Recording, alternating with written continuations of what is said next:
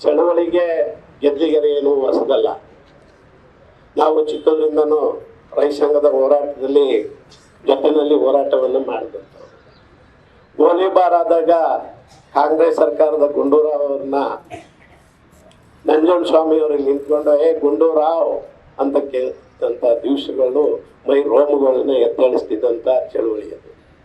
ಅಂಥ ಚಳವಳಿಯ ನೇತೃತ್ವವನ್ನು ಅವತ್ತಿನಿಂದ ಇವತ್ತಿನವರೆಗೂ ಜೀವಂತವಾಗಿ ಉಳಿಸ್ಕೊಂಡು ಹೋರಾಟಕ್ಕೆ ಶಕ್ತಿ ತುಂಬಿದಂಥದ್ದು ಗೆದ್ದಿಗೆರೆ ಗ್ರಾಮ. ಅದರ ನೇತೃತ್ವವನ್ನು ಸುನಂದಕ್ಕ ಅವರು ವಹಿಸ್ಕೊಂಡು ಬರ್ತಿದ್ದಾರೆ. ಆ ಚಳವಳಿ ಯಶಸ್ವಿ ಆಗಲೇಬೇಕು, ಇದು ನಮ್ಮ ಹಕ್ಕು. ನಗರಸಭೆಗೆ ಎಲ್ಲೋ ಜನಸಂಖ್ಯೆ ಸಾಗಲ್ದು ಅನ್ನೋದಕ್ಕೆ ಎಲ್ಲೋ ದೂರದಲ್ಲಿರೋ ಊರು 6 ಕಿಲೋಮೀಟರ್ ಇರೋ ದೂರದಲ್ಲಿರೋ ಹಳ್ಳಿನ ಸೇರಿಸ್ಕೊತೀನಿ ಅಂದರೆ ಅದಕ್ಕೆ ಅರ್ಥ ಇಲ್ಲ.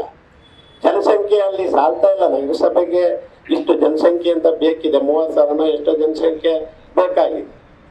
ಅದಕ್ಕಿಂತ ಹೆಚ್ಚಿನ ಜನಸಂಖ್ಯೆ ಬೇಕು ಅಂದರೆ ಎಲ್ಲೆಲ್ಲ ಇರೋ ಹಳ್ಳಿಗಳೆಲ್ಲ ಸೇರಿಸ್ಕೊಂಡ್ಬಿಟ್ಟು ಸುತ್ತಮುತ್ತ ಇರೋ ಹಳ್ಳಿಗಳೆಲ್ಲ ಸೇರಿಸ್ಕೊಂಡು ಗದ್ದೆ ಬೈಲ್ ತಗೊಬಂದು ಸೈಟ್ಗಳು ಮಾಡೋಕ್ಕಾಗುತ್ತಾ?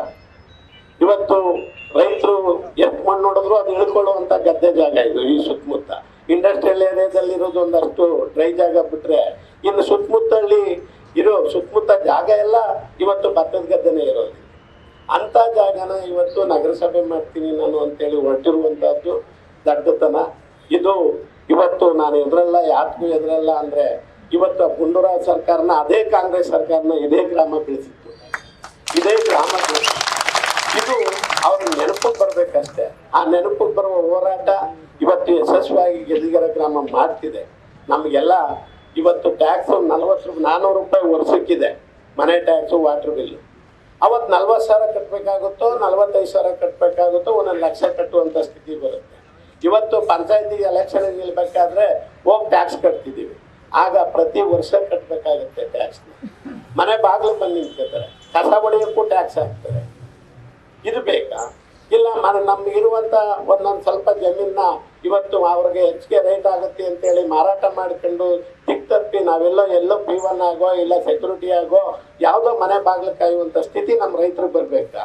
ಇದರ ವಿರುದ್ಧ ನಾವು ಛಲವತ್ತಿ ಹೋರಾಟವನ್ನು ನಿರಂತರವಾಗಿ ನಾವು ಮಾಡಬೇಕು. ಇದಕ್ಕಿನ್ನು ಮುಂದಿನ ಕಾರ್ಯಕ್ರಮವನ್ನು ಸುನಂದಕ್ಕ ಅವರು ಆಯೋಜಿಸ್ತಾರೆ. ಈ ಚಳವಳಿ ಇಲ್ಲಿಗೆ ನಿಲ್ಲಬಾರ್ದು.